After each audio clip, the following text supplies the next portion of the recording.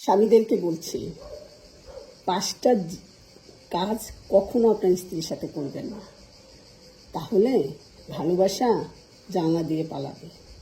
Number 1, স্ত্রীকে কখনো অতিরিক্ত শাসন করবেন না, মনে রাখবেন সে আপনার ছাত্রী না।